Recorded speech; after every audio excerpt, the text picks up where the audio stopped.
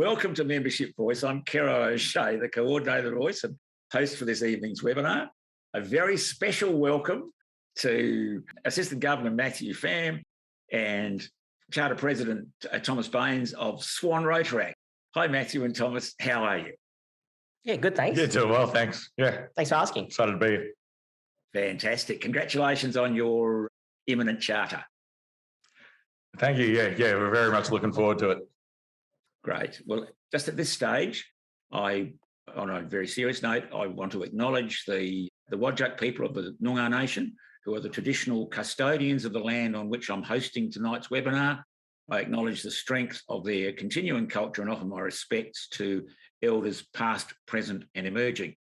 What I'm going to do now is introduce tonight's presenters on the making of Swan Rotaract. Over to Matthew and Thomas. All right. Thanks for that, Kerry. I'll share the screen. Thank you, everyone. My name is Matthew and this is Tom, and we're going to be doing a presentation on Swan Rotaract, our journey over the last couple of years and a couple of things that we've learned along the way. So a little bit about me, just want to start with a bit of context. So I'm 29 years old, currently an Assistant Governor for Rotary District 9455. I'm a dual Rotarian Rotaractor, so I'm a member of the Rotary Club of Elizabeth Quay. I'm a board director at two other non-profit organisations. And for the last 5 years, I've been a Baines CEO Sleep Out participant. So over the last 5 years, for one night, I sleep out in the cold to raise some money for the homeless people and awareness for the homeless people in Australia. My day job is I'm the Group Operations and Marketing Manager for my family business. So my family and I, we own and operate 4 IJ or independent supermarkets here in WA. So that keeps me pretty busy.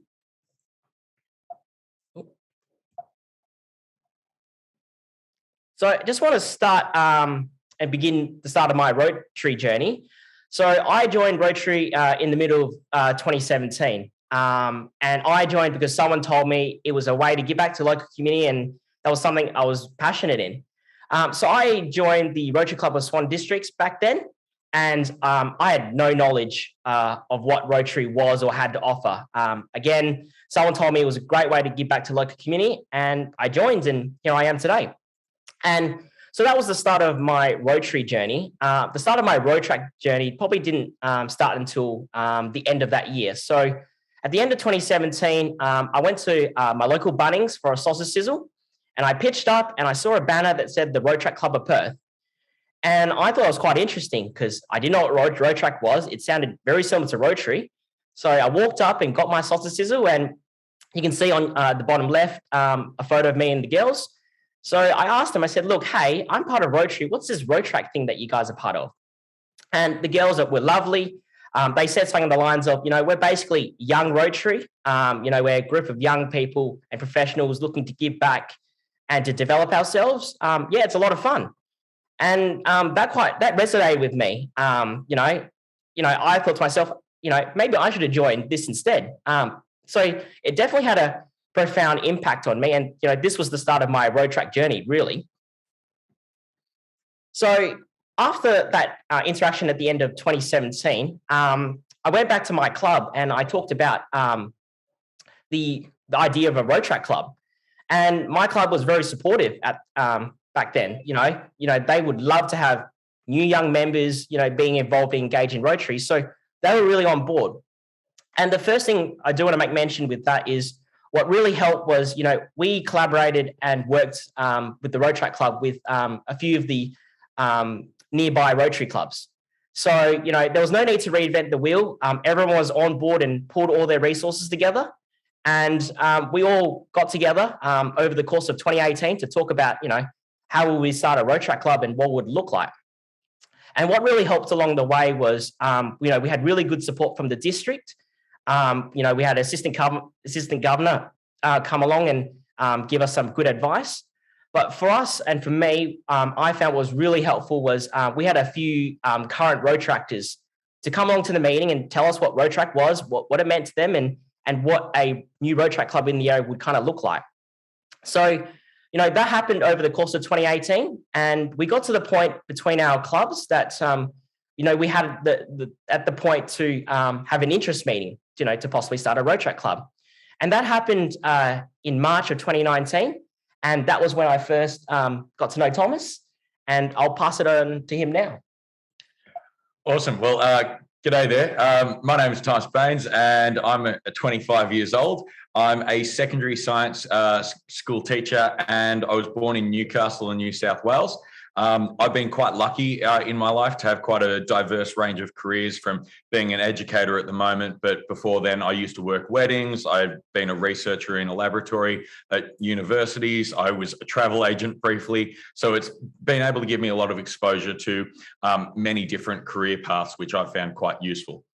I'm actually a former Rotarian from the Rotary Club of Lake Macquarie back in New South Wales, which seems like forever ago, because it was about 7 years now, actually, when that first started. And I've been really lucky in my Rotary experiences, being an alumni of programs such as the Science and Engineering Challenge, the National Youth Science Forum, the Rotary Youth Program for Enrichment, the Young Leaders Summit back in 2016, where I was lucky enough to venture off into South Korea for the Rotary International Convention, and then most recently getting involved in the Rotary Youth Leadership Awards. Now, a big thing for us as a group, as Swan Rotaract, is trying to make sure that our club or our group is an active group. We're making sure that we are attracting members, and one of our core foci is to have a diverse range of events and activities.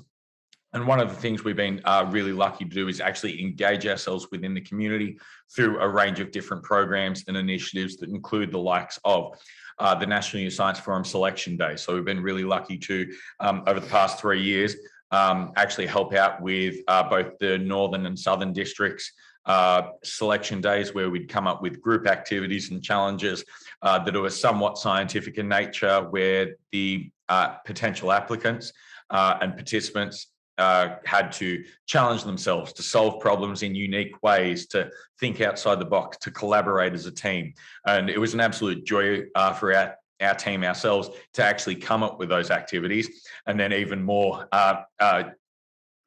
thrilling to actually put them in action and see how our young members of year 11 going into year 12 would take on these problems or challenges. We've also been involved in other charitable organisations such as Share the Dignity, where we collect bags in order to try and end or reduce period poverty over in our local area, which has been fantastic. We've done that last year. We did that the year before, and we've actually just started our collection for this year as well. So we're looking forward to that in a few weeks.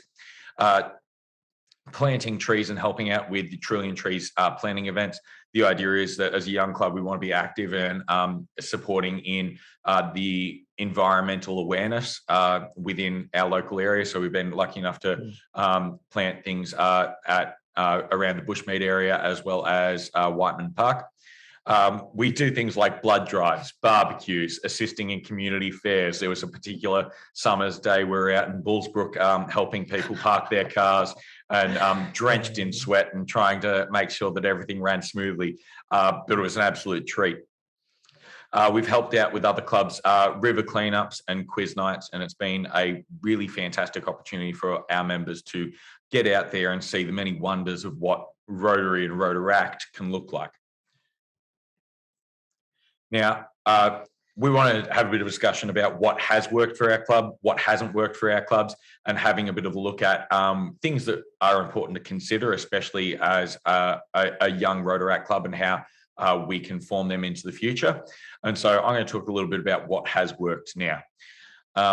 In particular for us, what has worked, we've gone and searched for members high and low. We've gone for members from a diverse range of backgrounds. We're lucky enough to have lawyers, doctors, engineers, teachers, store owners, businessmen, accountants, you name it, we've got it. And then we've also got year 12 students who are going into university as well, who are very much interested and active and wanting to be a part of their local community, which is fantastic.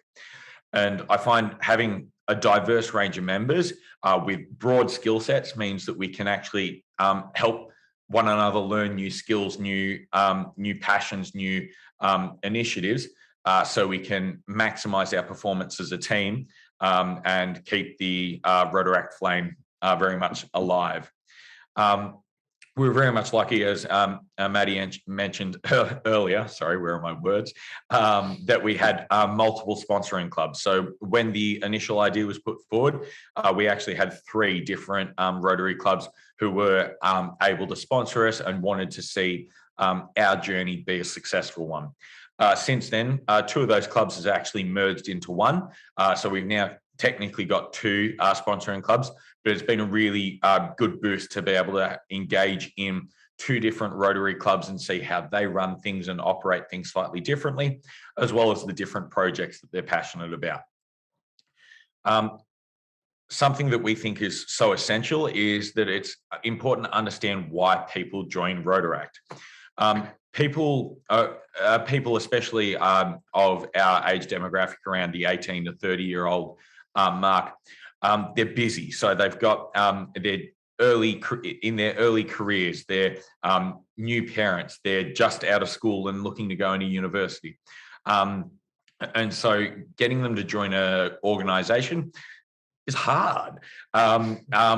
And instead, what people are looking to do is they're looking to contribute back to society by helping out a cause, helping out with an event. And so that's something that we've tried to focus on, is how can we give value back to our members? And in one of our major cases, it's to have these events that we can participate in, that we can assist with, so that we can make sure the members are getting as much out of it as they possibly can. In this, we've developed relationships with people like the NYSF coordinators, the Trillion Trees, charitable organisations, and Share the Dignity, which has allowed us to continue to build these relationships and develop these relationships. And this is literally just a few. We've got quite a number more that we've been able to develop over the time. But building relationships within our community so that they can support us, and conversely, we can support them. Now, another important thing for us is actually setting goals and forward planning.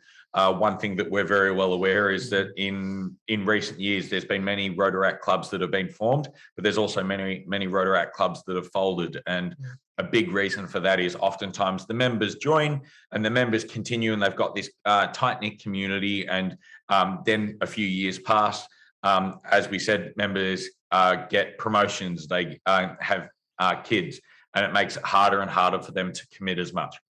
And all whilst this is going on, we find that people are leaving as massive groups as opposed to individuals. And so one thing we're trying to do is we're trying to make sure that we've got sustainable club membership.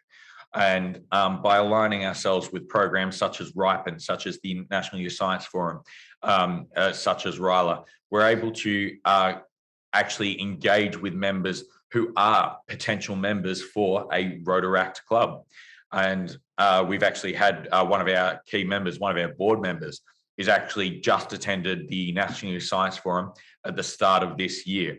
As a result, this has allowed her to come on board. She's seen how amazing the National Youth Science Forum is, and then gone, hey, how can I give back into the community? And so by tapping into that network, it's allowed us to go, well, hey, we are a community that you can get involved with.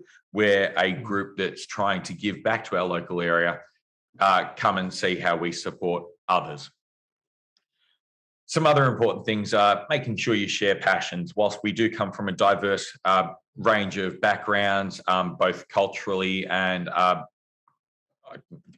our careers, it's very important that we share some passions. And a big passion of a lot of our group is that we focus on the youth sector. As we said, we align with those programs that are Rotary Youth programs, because we can see the positive impacts they have on the individuals that attend. And we can see the positive impacts those individuals can then have on the broader community when they join an organisation like ours. And last but definitely not least, a massive support for us, and something that is so essential if you're looking at starting or supporting a Rotaract or even a Rotary Club, is that you get support from your district Rotaract or Rotary representatives. and numerous other representatives throughout there, because they've got the knowledge, they've got the know-how.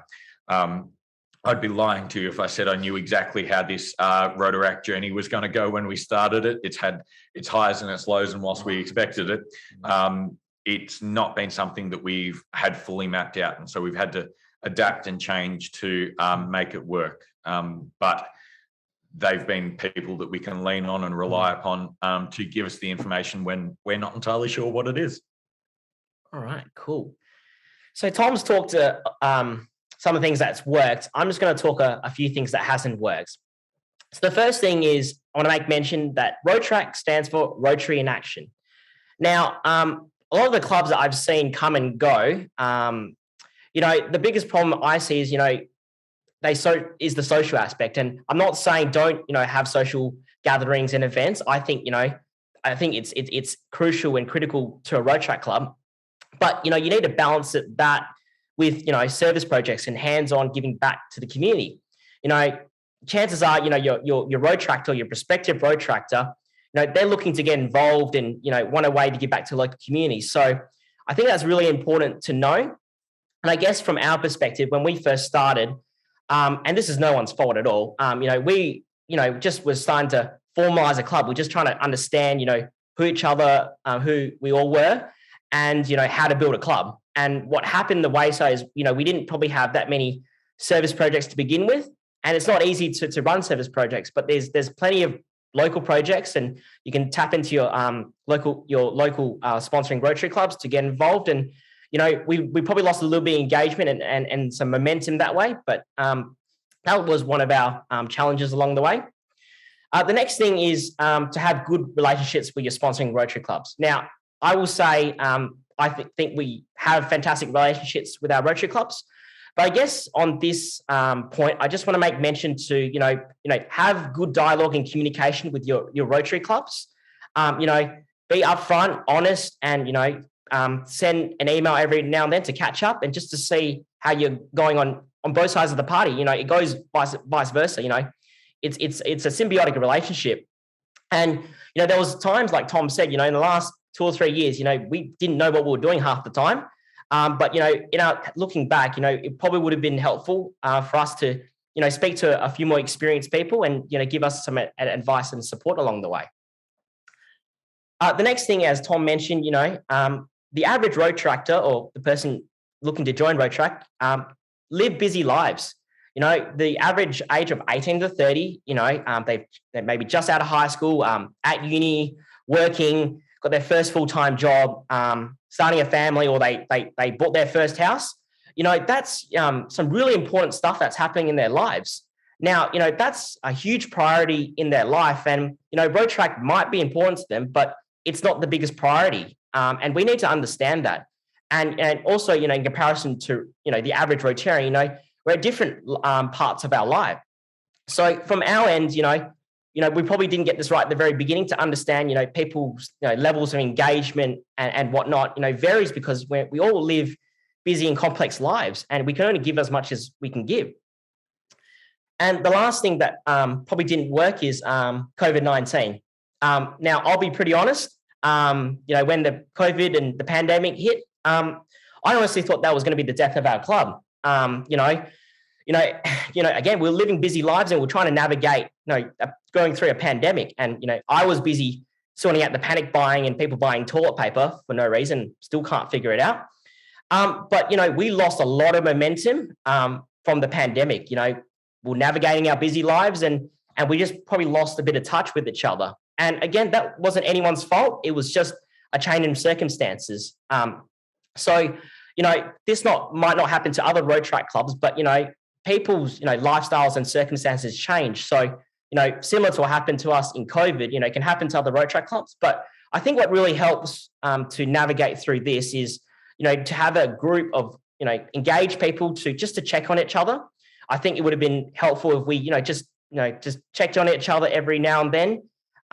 Service projects was not possible, even the pandemic. But just to check in, see how we're all going in our lives and see where can we help each other would have been good for our support system. So I'll pass it on to you, Tom, for the next bit.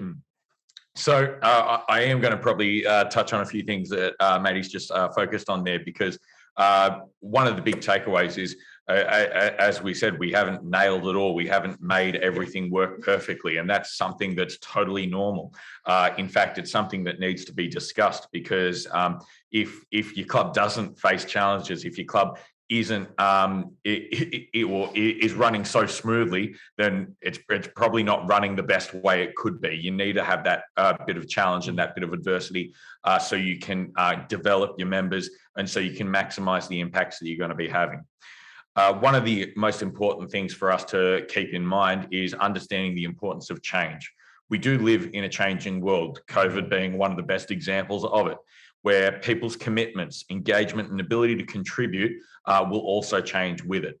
For this reason, we as a club have needed to be able to adapt and change alongside that changing world. So one of the things that you would have seen and probably heard about from many other Rotary and Rotaract clubs was that when COVID hit, we started doing some meetings digitally. So we did some Zoom meetings just to try and touch base. Now, again, we didn't nail it every time. We didn't have the world's best structure for meetings. Some meetings we literally just got on online and played a game or two together. But that was a way for us to connect and engage and make the most of the difficult situation that the world was put into as a result of COVID.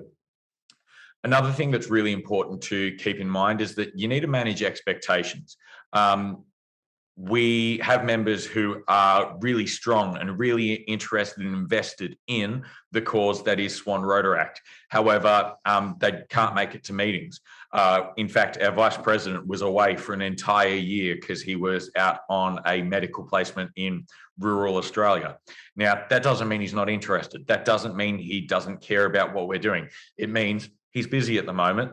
We need to make sure that we're touching base every so often, making sure that he still feels welcome and feeling like they're a part of the club, and holding people accountable to their actions is another important thing, because we do live lives where it gets a bit crazy, and sometimes we commit ourselves to too much. So we need to say, hey, listen, I know I said I'd do this, but we need to communicate, I can't actually do this at the moment. Is there anyone who can take this from me? And then I'll help back when I can. And that's something that's super important, because if you don't have that clear communication within the club, it makes it so much harder for your operations to run in a smooth and functional way. The last thing I want to touch on is important for consideration is we do have a largely younger demographic, which means they are generally early careers. They've either just had kids, just bought a house, or paying off university fees. We're not loaded with money, not to say that everyone is, but we're in a place where we look at fees and stuff like that. And when it comes to Rotary International fees or fees for our Rotaract club, we need to make them realistic. We need to make sure that they work for our members. And we need to make sure that when they are actually paying for a position or a membership with our club, they're actually getting something for it and getting something that is a little exclusive. While we do consider ourselves to be quite an inclusive club, we have plenty of friends of our club which come along and support us with events. We are also trying to make sure that we do have like special dinners and stuff like that. So we're looking at having a Christmas dinner for our members to show them that, hey, they're a part of this family, they're a part of this network, they're a part of this team that has achieved so much already and can do so much more if we continue to put our heads together and work into the future. All right, so I'll just go through a bit about our club operations. And these are a couple of things that we've adapted probably over the last only 3 months, really. So for our communication tool, we use Slack. So if you're not aware what Slack is, it's a free app that you can download, and it functions very similarly to Facebook Messenger. Now, prior to Slack, we used Facebook Messenger in a group, and that worked okay.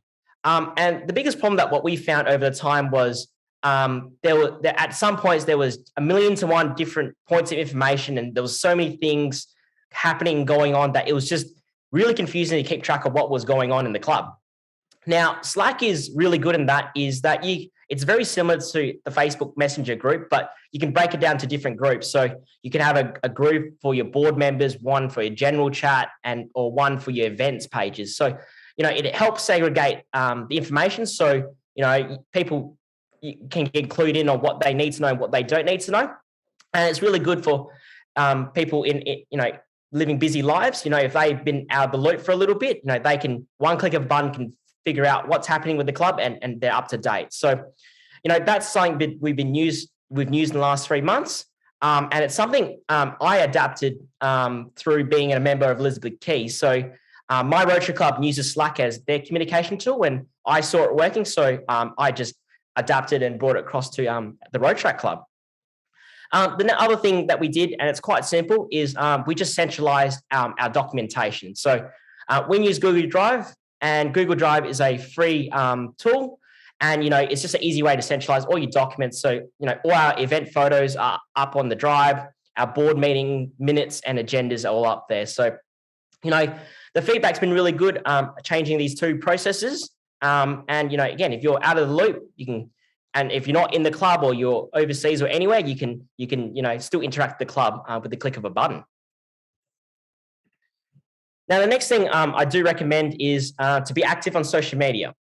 Now, for my business, I basically primarily use Facebook for my marketing. And I don't really use any other traditional forms of media of marketing. I don't think they're worth it, and I'm getting good mileage through Facebook. So, I thought if it's good enough for my business, and surely it's good enough for Rotaract clubs. And so that's one reason. The next reason is, find out who's on Facebook. So, I did some research, and, there is, on a month, there's almost 3 billion people on Facebook, so that's where everyone is. And if you break down the demographics of who's on Facebook, the average Rotaract is aged between 18 to 30. And if you look at the data, 50% of these people, the 3 billion people, are on Facebook. So if you want to engage and attract Rotaractors, you've got to be where they are. And, chances are they're on Facebook. So, I think it's very important to have a social media presence and to be on top of it. Now, here's just a couple of ideas or posts that we've put up on our social media. So on our far right is a photo of our activity that we helped at the NYSF selection day. So we helped assess on the team exercise. And to the left is quite recently we did a blood drive. And this was the first time I actually donated blood, actually. So with these posts, it's a great way to let other people know what your club is up to. And, you want to create a story, create some good posts, create posts that people can share and, like and be engaged on. That's how you're going to attract your Rotaractors. That's one way. But another way is, if you look back, if you ask yourself, what has the club achieved in the last 6, 12 or whatever, 18 months, you can just go on your Facebook page and just flick through, your recent posts and, acts as a bit of a portfolio to see all the good work that your club's up to. Now, on that, I just want to give a quick shout out to Jess. So she was a recent NYSF alumni. And so Jess has just recently graduated high school, and she's our communications director. So she put up her hand to help us with the social media content. And she's just taken, a little bit of guidance and some training from myself, but she's driven the ship basically herself. So a lot of the credit goes to her and all the content that she creates for the club. And I think it's fantastic. On that, I do recommend, to be consistent with your posts, post up some great posts and posts of, events and of members, but you want to do it on a consistent basis. So on that, I think it helped to have a team of people that, are on social media. I think, it can sometimes be, hard or a bit of a burden for just one person just to be in control of all of it. So I think it's, good to have a couple of people, just to bounce ideas and build some momentum that way. So that's why I highly encourage you to be on social media and to share your story out there. Okay, the next bit. So membership. So membership, it's known as a bit of the elephant in the room, pretty much. I've seen a lot of Rotary Clubs, try to address this issue. And it's an issue for Rotary and Rotaract clubs, as we're both, membership-based organisations. And I've seen in my time in Rotary that many clubs struggle with this. I've heard some people say, "Oh, we need an elevator pitch." When someone says, "What is Rotary?" you should be able to say something, and someone is compelled to join. And I've heard other people go, "Oh, we need a membership director," and we give that person the role, and they'll solve all our membership issues. Now, for me, I don't agree with any of that. I don't think it's the right way to solve, membership. But I've got a different tact or different solution. So I don't know if anyone's seen, but sell me this pen is a technique that you would have seen in the movie The Wolf of Wall Street. So the main character, Jordan Belfort, the Wolf of Wall Street, is played by Leonardo DiCaprio. So there's a scene in the movie where he, asks his friend how to sell this pen. And there's a really great sales technique that I've learned and I've adopted into Rotaract and also my business life. So I just want to play this quick 2-minute video about the real Wolf of Wall Street, Jordan Belfort, and how he sells the pen. Hello, Mr. Belfort. Thank you so much for being here. I have one question, and I'm a huge fan of your film, so this just comes quite naturally. Can you please sell me this pen?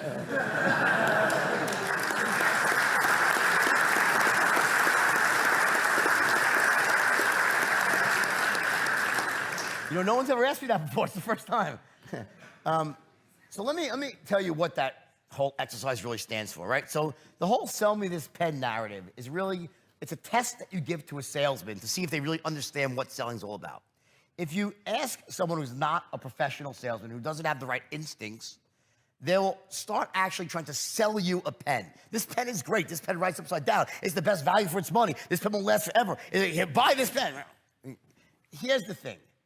The only one rational thing you could do when someone says, sell me this pen, and that is to start asking them questions. So tell me, how long have you been in the market for a pen? What type of pens have you used in the past? Is it business or personal? Typically, when you buy a pen, what type of money do you spend on one? Do you buy expensive pen? The key to selling is to find out, step one, what are your clients' needs, values? What pain are they looking to resolve? What do they need? And you're looking to fill that need at the utmost basic level, right? Well, when you just go out and try to sell something to someone, what you're saying is, I don't give a shit about you. I'm just going to ram this down your throat, right? I want to know what you need. I want to know what you've done in the past. So you ask questions. If I ask someone, hey, so how long have you been in the market for a pen? They say, oh, I'm not looking for a pen. Great, have a nice day. I don't sell people the things that people aren't looking for. So I wouldn't try to sell you a pen if you're not looking to buy a pen. So and if someone said to me, I say, wow, this person really knows how to sell. Because the biggest mistake that rookie salesmen make is they try to sell to everybody versus weeding out people who are not interested and only selling to those who are. So I ask questions, but not any question. I ask pointed questions to identify what type of pens you've used in the past, how much money you have. Now, the pen is like a euphemism for any product, right? By doing that, I can get a good sense of what you're about. And then when I'm done asking my questions and I know what I need to know, I'll say, well, based on what you said to me, this pen is a perfect if you let me tell you why. And now I'm actually matching my pen to what you need, and I tailor my presentation to fill that need, and it's much more elegant. Make sense?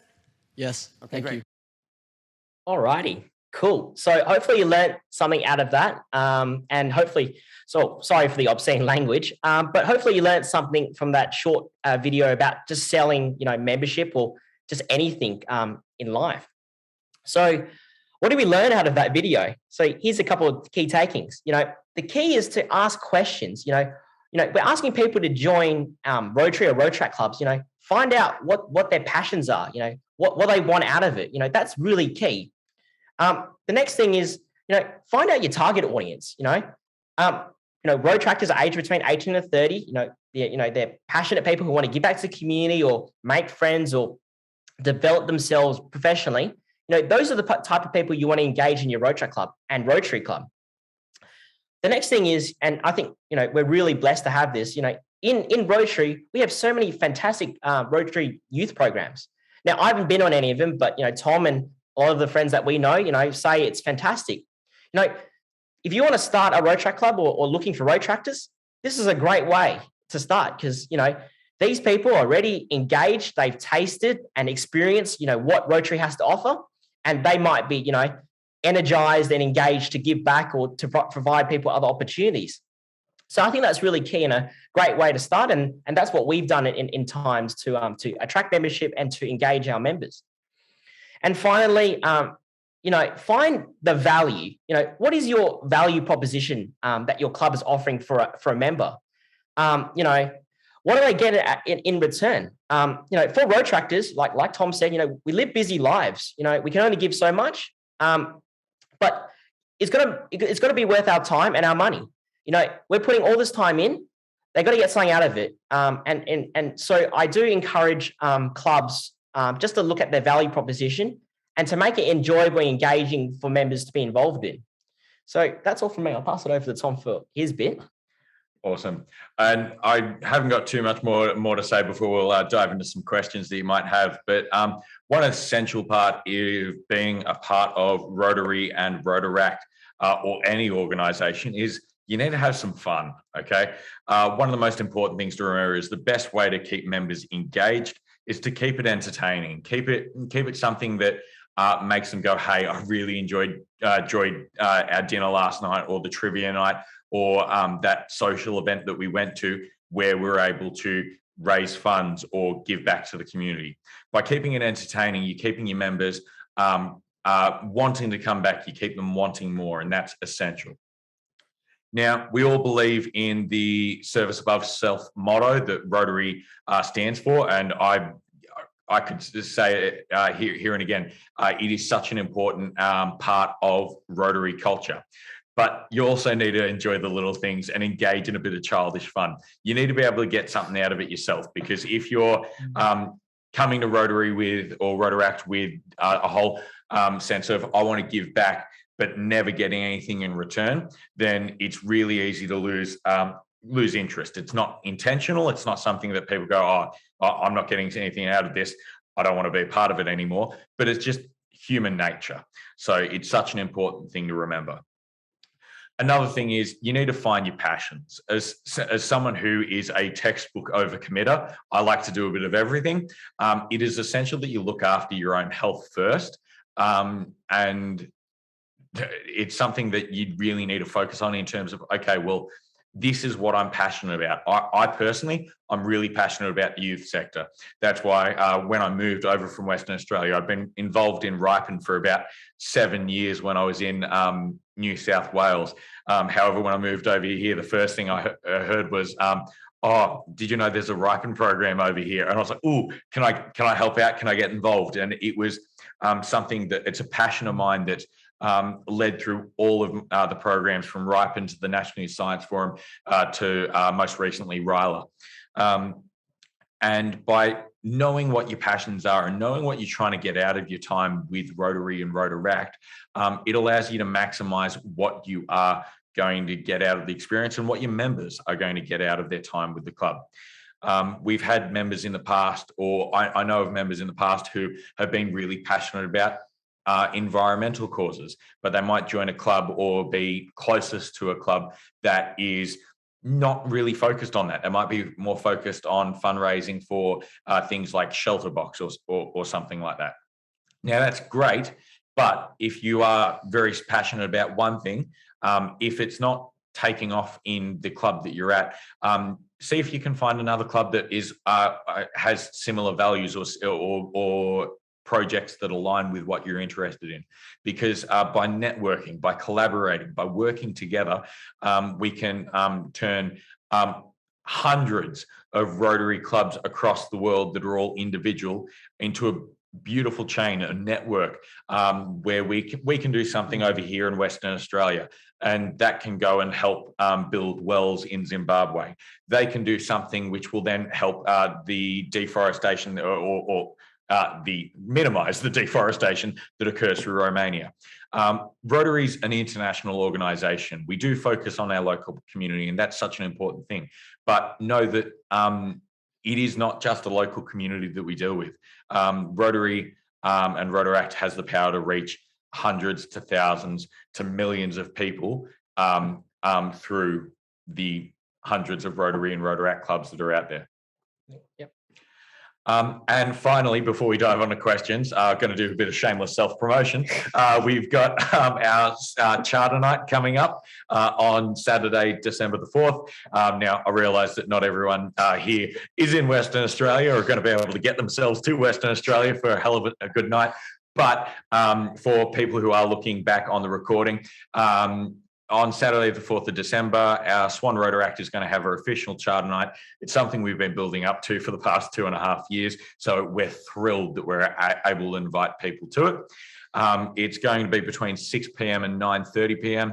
Down at the Bassendean Bowling Club. Tickets are $40. There's a link down below in the slides, but we'll have that shared to you as well. We're doing gourmet pizza and law bowls. Quite relaxed, doesn't get better than that. And that's pretty much it from me in terms of shameless self-promotion. So I might throw back to Kero if he wants to facilitate some questions. Gee, thanks, fellas. I asked you for a high-quality presentation and you've delivered in spades. Great work. We do have a question, an interesting one so far from my own club president, Alan Briggs, for you, Matthew. Oh, Matthew, a couple of years ago, I was organising tree planting out at Bushmead. Were you the president of the Swan Club at that time? no, I was the president of Swan Districts this last Rotary year. Okay, yeah. Do you remember that was the first planting we had? We organised it under Tree Mission, which is a Rotary tree planting program. And we're looking at adopting that right across WA or promoting it that way. Yeah, so maybe I'll have to come and talk to your club. Yeah, no, thanks, Alan. Look, we're pretty passionate about tree planting. It's a really fun way to get involved. You know, it doesn't take that much project planning. We just rock up and plant some trees and socialize. Yeah, no, I think it's a great project that we're pretty behind. You know, we love the idea of giving back to the environment and the sustainability of it. So, yeah, we're happy to be involved with it. I might just tack on a little bit of extra info there is it is such a great thing for our club to do. But one thing that we have discovered is Trillion Trees as an organisation is there's so many people that want to actually get involved. And so one thing we found earlier this year, we actually wanted to set up an event for our team. However, when we put out the feelers and got a date where everyone was happy to commit, all the sessions have been booked out. So it's important to plan in advance for those sorts of things, especially because they are so popular. That's right. And I've just finished being president of Avongrow, and I organised Activate the Wheat Belt tree plantings out in the Wheat Belt. Yes, I'm a forester also, so I know about those the time and organising side of things, and that's why I bring my my skills into the Tree Mission project, which, as I say, I'm hoping will be adopted right across the board as a Rotary project. And we'll work with the NRM groups to organise tree planting activities. If I get your club involved, then we'll tee up a time where, you know, we can still be involved with Trillion Trees. I was on their board for a number of years, but we'll organise specific tree planting activities for each of the clubs or combined clubs. And we had 6 clubs involved in one of the tree plantings this winter. I wonder at this stage. Follow it up with a barbecue, and it's fantastic. I wonder at this stage whether we could, because we've only got 13 minutes left for questions. So that's great. Thanks, Alan. We do have a bunch of other questions that came in beforehand. Adrian has one. I think you're up. Thank you, Kero. More a statement than a question, but I just wanted to say congratulations to the boys' presentation, and it's good to one of the best things tonight is for me to be able to relive the time when I was the governor in 15-16, and Barnesy, as he was affectionately called, was working with those ripen students and doing a fantastic job. And it's great to see how he's moved on to bigger and better things. And I wish you both every success, and I would love to come to the charter if only I was allowed to travel. But good luck with it. Thank you. Thank you, Adrian. Okay. No, thanks for that. Okay. A question about the dual sponsorship of Swan Rotaract. You've got 2 Rotary clubs involved in that. How do they divide up the sponsorship between them? So I can probably answer that question in that in terms of the sponsorship or the idea behind sponsorship, we just found it quite easy because the sponsorship fee itself isn't that much. I think it's $50.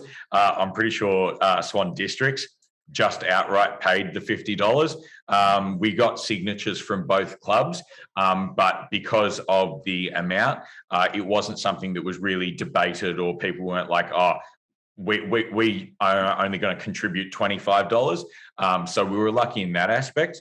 But with dual sponsoring clubs, one thing that we found is quite important, and Maddie mentioned this earlier, is we need to make sure that we're communicating effectively, because when we had 3 sponsoring clubs, there was 3 different Rotary meetings you could go attend in any one week.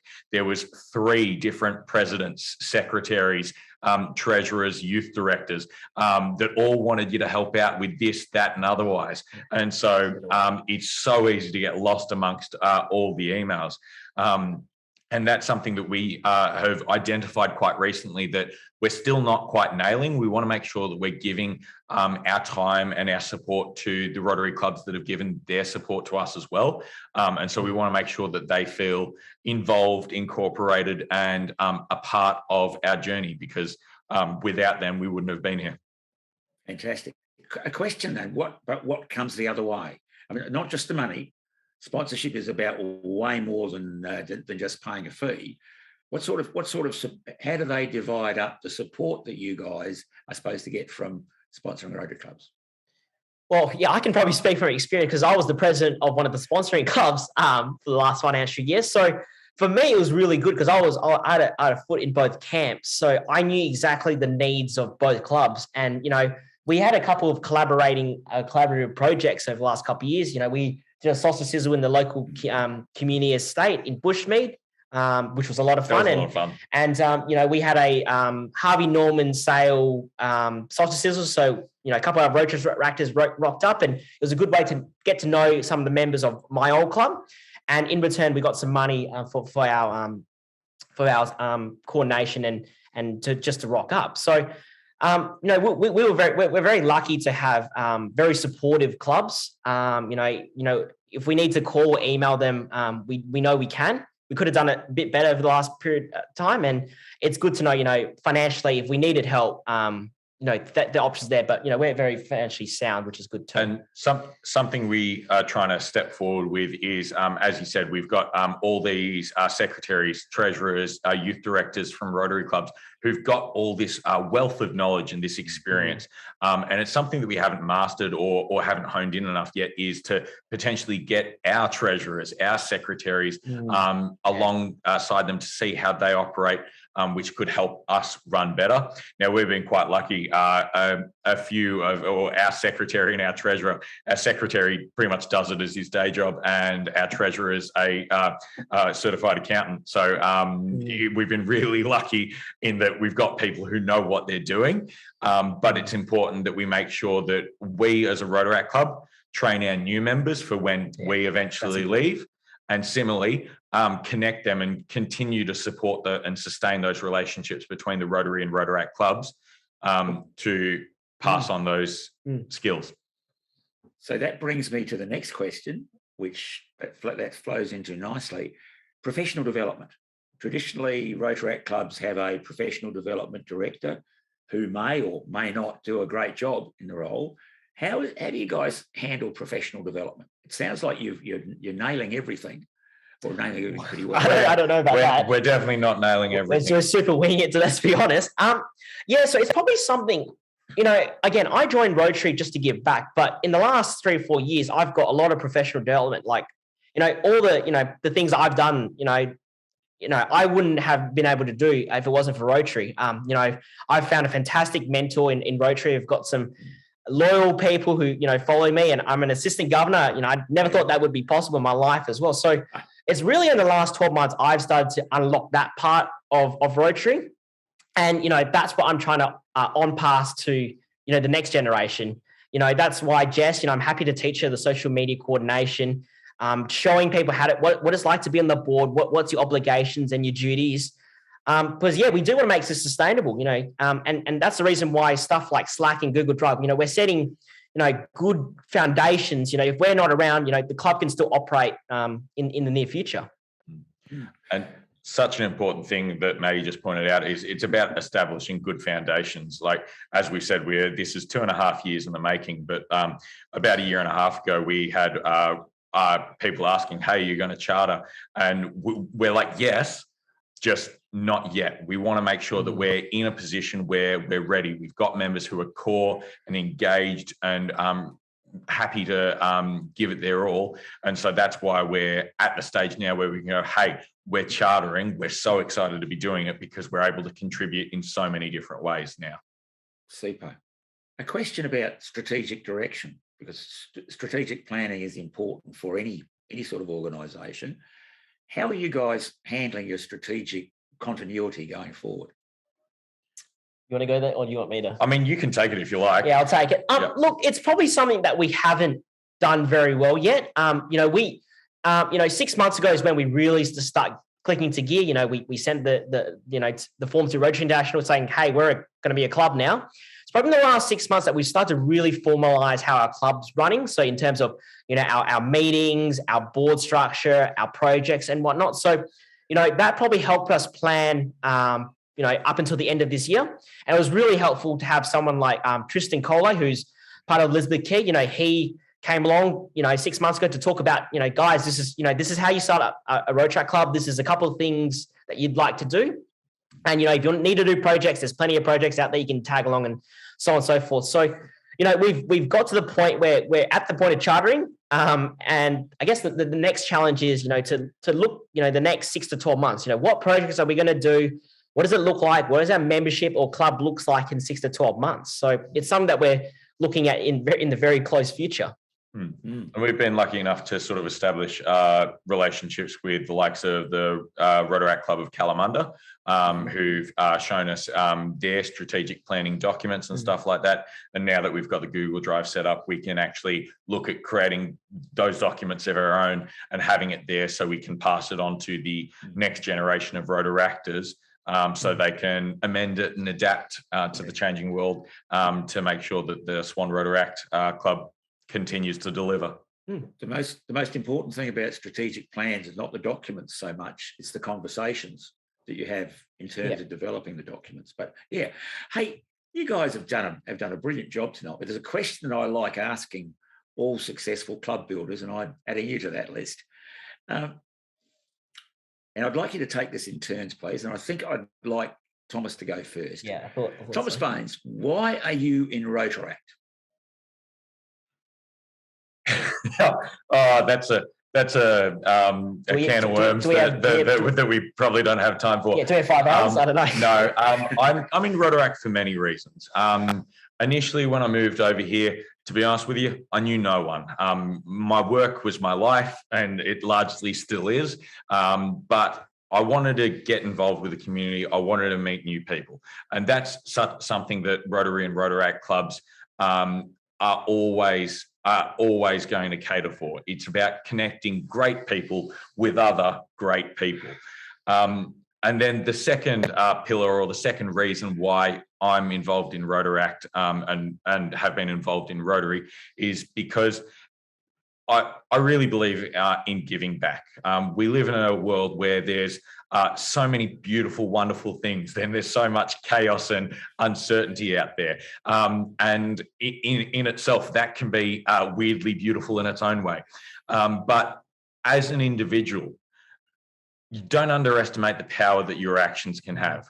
I'm lucky enough to work in a school. I work in an area that's considered to have like a low socioeconomic status. And so we've got students who are told, oh, no, you won't be able to do that. You won't be able to afford university. That's not the path you should be looking at. And I like turning things on their head and saying, hey, no, you're amazing. You've put the effort in. This is how you can access these wonderful resources or these opportunities. So a big thing for me is to give back, because I mean, I've been so lucky to receive so many wonderful things, especially with all the opportunities that Rotary's given me in the past. So I can see myself wanting and having that passion and desire to give back well into the future. Super. I don't know how I can top that. Thank you, Thomas. Matty, now it's your turn. It's a good question. If you asked me, when I first knew about Rotaract, my answer, at the end of 2017 was, I just wanted to, meet and network and work with like-minded people to give back to the community. That was me probably 4 years ago.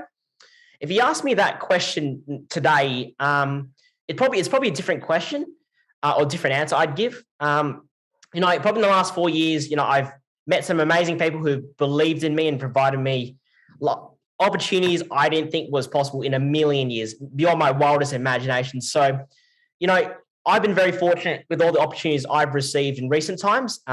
People believed in me. I don't think it's very often a 29-year-old is an assistant governor of a Rotary district. I think that's unheard of. So, I'm very incredibly blessed and fortunate of all the opportunities I've had.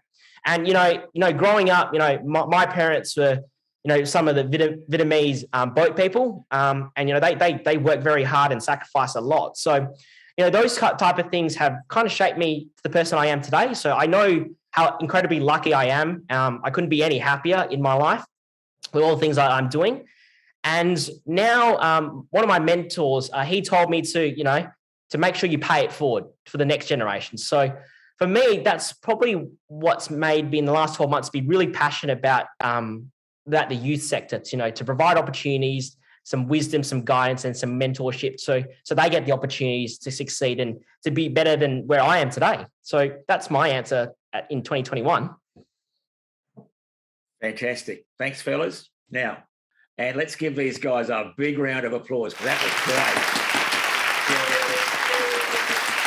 Thank you. Thanks, guys. Well done, and thank you. Our pleasure. Now, by See the you at way, the trial tonight. yes, absolutely. I've got my ticket. Okay. No worries. Thanks, everyone. Good night, Thank everyone. you. Thank you for joining us tonight. Good to see you.